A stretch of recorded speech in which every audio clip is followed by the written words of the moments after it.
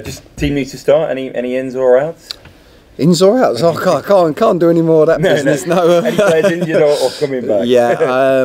No, I think we're much the same as we have been. I think we're virtually. Andy Kellett played for an hour for the 23s on Tuesday, so we got some minutes into some boys at Wigan. So yeah, I think we've got too many players to manage to get the training sessions right. Let's touch on Saturday to start. I know you probably wanted 3, but about how big a step in the right direction was what you saw on Saturday? I think in lots of ways there's belief for not just for the fans when they come off and go, oh, that's a bit more like it, but more so for the players in the dressing room. I listen before we go out, and the characters in the dressing room, the things they're saying, and it's not for show. They mean it. And as they walked out the tunnel, I felt there was more kind of men and more character in that room to go out and deliver what they were saying, and I think all the squad did, and that's a big thing. And then obviously with Big John's miss from the penalty spot late on, I think that you hope that they can be moments that can be turning points for you going forward. Were you looking skywards at that moment? Was it like, oh no, not again? I just, more than anything, I felt really sorry for the lads if we'd have lost the game, because I didn't think we deserved to. I thought it was an even game. I thought a draw was a fair result, but I didn't think we deserved to lose. And it was, you start going through your head, if I have to pick them up after this, what am I going to say? Because they've done well enough to get something from the game. And obviously when they missed it, it gave us that momentum, hopefully, to start something if we can and carry it on into Saturday. And the way the fans responded after the game shows how much it meant to them and how much they were behind you. Yeah, like I said it before, we've made 8 new signings to try and supplement what we've got here. So these lads have come into a difficult situation at the club, and they're willing to, they've left clubs to come and fight for this club. So hopefully, the fans will get behind them, and that will spiral on to the boys who have been under pressure at the club for most of the season, and maybe just change a little bit of the feeling around the place. But obviously we've got to win games and put in performances to do that as well. You mentioned the new signings. Is it, maybe pre-season's the wrong word, but it's a new start, isn't it? It's like a pre-season when you've got so many new players together to gel. Yeah, there's that. We haven't got time to waste, but we'd like to think a lot of them, especially the experienced boys, they understand it. They should have been there, seen it, done it anyway. So I don't think I'll be coaching and telling them stuff they probably haven't heard at other clubs. So there's a demand. Even in training, the training's raised, and the standard's been really good. But even any sloppiness has been jumped on straight away. Any lack of effort's been jumped on straight away by certain people within the group, and that can only be a good thing. Is that really what you wanted? Not just talent and guys that can kind of have the talent to get you out, but guys that can drive forward. It seems to me in our discussions recently that was one of the most crucial aspects. Yeah, absolutely. Like I said, I said before the Cambridge game, almost looked like that. Come on, boys, I'm in the dressing room trying to get people going, and come on, wanting to go out and deliver. And I feel now that we've got a group of players that won't let their standards drop, or certainly there's some won't let other people's standards drop. So I think helping me and the coaching staff keep everybody at it, we need 16 extremely high performances. You obviously chalked 1 point off at the weekend, and it still looks a lot, but maybe you can take heed from the way Manchester City reeled Liverpool in just a couple of weeks. It's not like it's insurmountable by any stretch. Don't you ever associate us with Man City again. It's not insurmountable. We know that. It's I think we can do it. I think the players have got that determination to do it, and I've set them a target. I've almost, from the start of Saturday's game, last Saturday's, wiped the slate clean and said whatever's gone on before has gone on. This is where we need to finish in the table between now and the end of the season. That's your remit. So you've got 17 games to finish in above a certain position in the league table. If the table starts now, let's go and have a go at it, and that's all we can do. How do you think you'll match up to Forest Green on Saturday? Be difficult. I know every game's difficult at this level, but you know, we've played top of the league. We've now got fourth, I think, and then we've got second. So they're not easy games. Away from home's never easy. We're going to have to be very, very good without the ball. They're brave. Coops has got them playing some great football. They'll take some risks in the way they play. They'll challenge you, whether you want to press them or whether you want to set off, and they'll try and play through you if you get it wrong. So, you know, we've done work. We've made sure the team is set up and know what they're doing. And obviously, we've got to go and try and win the game, and we've got to make sure that our attacking threats shine through. Thank you. Neil, just on transfer, non-league teams can still do business. Has there been any inquiries from them 4 players that are currently here at the club? No, nothing at the moment. Whether that will come, I don't know. But you know, at the moment, we've just got to manage the group as best as we can because we've got large numbers. But hopefully, these boys will want to play, and they might take the eye of 1 or 2 of these clubs that are pushing for something in the non-league. Yeah. I was going to say, would you advise them to take it? If well, I think it's difficult. I've had it before in my career when you're training every day of the week, but Saturdays don't really matter. You're not training towards something. It's very, very difficult. No matter what player you are, you want to be. Saturdays at 3 o'clock are important, and you want to be aiming towards something at that time. So, you know, some of them may have to look and go if they're out of contract and say, you know, am I better off going and putting myself in the shop window? But they've got to have a club interested in. Lincoln on Saturday, it was a very good performance. Did you notice as soon as you were perhaps walking out for kick-off that you knew that the character and perhaps the mental strength of the team had changed a little bit? Yeah, I certainly felt even more confident after I'd finished my team talk. You know, the lads do their talking. I have a brief talk before they go out, and I felt more confident just hearing, seeing, looking.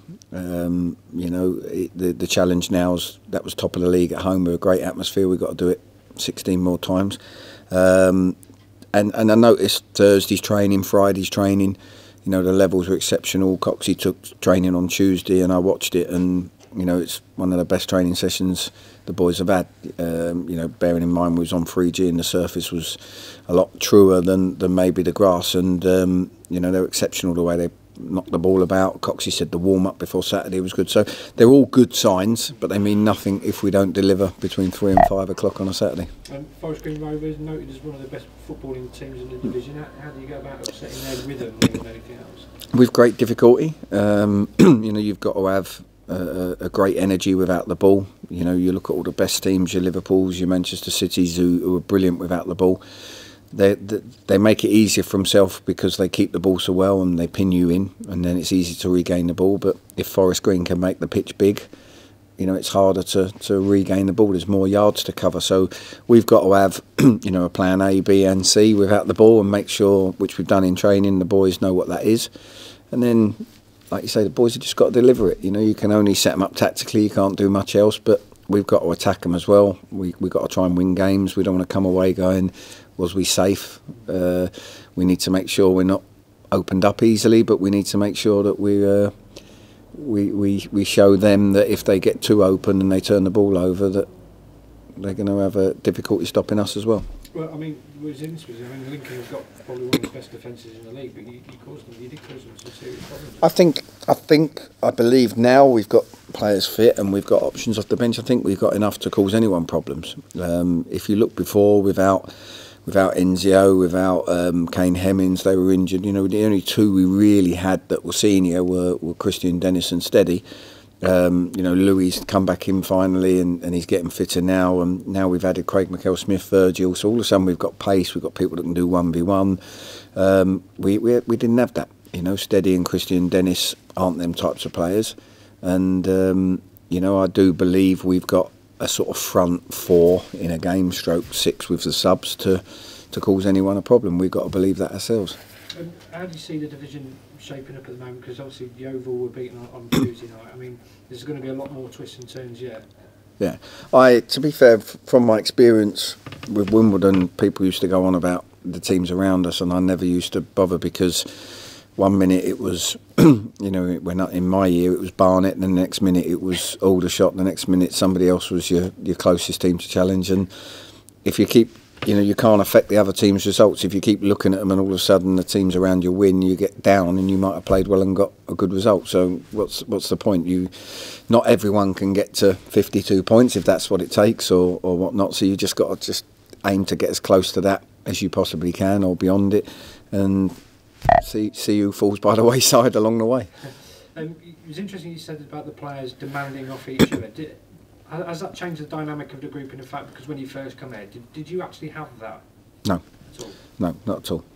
So, you know, I believe there's a winning mentality even in training games, no matter what the game is. And, you know, we tested the theory quite often at Wimbledon, and I've done it here as well, without the players even realising. You put teams out full of players that you think want to win no matter how much they'll do anything to win the game, and other players who just go by the wayside and you know, if they play well, they play well. If they don't, they don't. And, you know, we brought in, we feel, more winners, more people that get the ump if things aren't going right and dig people out, and they'll have an effect on others. You know, already today in training, one of the lads didn't get back in quick enough and he got told. You know, one of the lads was loose with the ball and he got told. You know, these are standards, and this is not even coming from me. This is coming from one or two others, and they've got to raise their game and adapt to it, because otherwise these players will be on them all the time. I know you did it with Wimbledon, but if you were to pull off safety here, how big an achievement would that be in your career? I think I should get the freedom and not in them, don't you? I've already said that. Yeah, it'd be huge from where we are. And, you know, listen, I'm my own biggest critic. I came in however many games ago and I haven't been able to make enough of a difference. You know, I'm not going to make excuses. There was quite a few areas of issue that have found it hard. We've been competitive. We haven't picked up the points we perhaps should. When we've played bad, we've got beat. When we've played well, we haven't won the games that we should have won. So I do feel we're 8 or 9 points behind where we could have been. Hopefully these players, when they play well, will be able to turn them into wins. But they're going to need to. So it will be huge, you know. But so what? Yeah, I've got a question. Do you reckon a good result at the weekend could sort of be a catalyst of you guys really pulling yourself up from where you are in the league at the minute? Yeah, of course. You need to build momentum. If you sort of pick up a point then lose, then pick up a win then lose, you don't bring up momentum. Momentum comes from, you know, performances, turning them into something. You know, even, you know, I know we drew at Lincoln and we need wins, but you go away from home and you play well and you try and win the game, but you draw. That's 2 games unbeaten. That's a point away from home against a top 4 team. You know, you then carry that in, and before you know it, you might be able to go 3 or 4 unbeaten. You've got something to cling on to. So it's really important that you get something from the game. This stage of the season, people say they'd rather take the substance and the result rather than the style of the performance. I believe you've got to perform at a high level, and when I say that, I'm including defending set pieces and stuff like that. You've got to get all of it right if you're going to get the result. You know, it's not just about what you do between the boxes. Do you reckon the new players you signed in since January have got what it takes to do that for the club? I think we've got a much better chance. You know, it's hard to put all the pressure on the new players and say they've got to get us out of it, because we've got some good players here who can certainly play a massive part. I believe that the new players will bring some qualities that may just be able to tip the balance from being competitive into being one of the better teams. And we're going to need to. We're going to need to be a team that perform for last 17 games of the season, or 16 now. We need to be a team that performs as a top 8, top 6 sort of side. You know, that's where we've got to go, and our levels have got to be. So, you know, they've got to raise their game. Yeah, just a quick one. Obviously, a draw was a great result at the weekend. Do you ever go into a game like wanting a draw, or do you just try and win every game, and then if you get a draw, like that's it? Yeah, no, you've got to go in. You look at the best teams up and down the country in the Premier League. Every game they go in with their way of winning that game. And, you know, if it ends towards the end of the game, you might settle for a draw, depending on how they ebb and flow or who's on the pitch and who's not. With us, we go out, we've got to win the games. You know, we need to win at least 8 games, I think. Unless we go unbeaten, we need to win at least 8 games. So we've got to find wins, and, you know, we might have to take risks to do that, and might have to lose the odd game trying to win it to do that. But for now, we've got to build some momentum. We started with a point. It was a good point. The most important thing now is I think everyone, including the staff and the players, have seen a difference in what happened at Lincoln, certainly in the build-up, during and after. We've now got to make sure that that difference is seen in the league table as far as the points we can pick up and in the momentum. We don't want to be inconsistent, because that's not going to do us what we need. Yeah, just how good has training been this week? Because Mitch Rose spoke earlier about the intensity and how much he's enjoyed that intensity. What kind of difference has the new players made, and how good has training been? Like I say, the intensity's risen, but the quality's also risen. You know, the way people pass to each other, what they expect from each other, and like I say, we've got players in there now, and you can't get away with it. I remember playing at Watford under Dicey. You know, I had Coxey and Dicey alongside me at Watford, and anyone who was lazy, they got told, you know, and it was great. That was the sort of environment we had, and if young lads were up and around us, they couldn't get away with any laziness, sloppiness. The same now, you know, you've got Jim O'Brien in the middle with Doyler, and them two. I wouldn't want to be on the receiving end if you're not doing your job, and that's the way it should be. You know, we want to be expressive, we want to attack, we want to play, we want to get, you know, the Enzios, the Kanes and McHale Smiths on the ball, running at people, making things happen. But you don't do your work without the ball, them two are going to tell you, as well as others on the pitch as well. How do you ever lads respond to that when they're told? Are they noticing it and seeing them improve? Yeah, I think initially they're not used to it, but they're going to have to get used to it, because, you know, these people know how to win games of football. They're winners, always have been, and, you know, we all want to win. You want to be in the team, do it. If you don't do it, you won't be in the team. And I haven't had that luxury. The team for 10 games has literally been a bit of a, you know, what have I got available, who's fit, and what can I fit around to suit everybody. That's how I've had to manage. Now I want people to, you know, who have been in the team to not even be in the squad, and saying what have I got to do to get in the squad and what have I got to do to get in the team, and not pick it by default.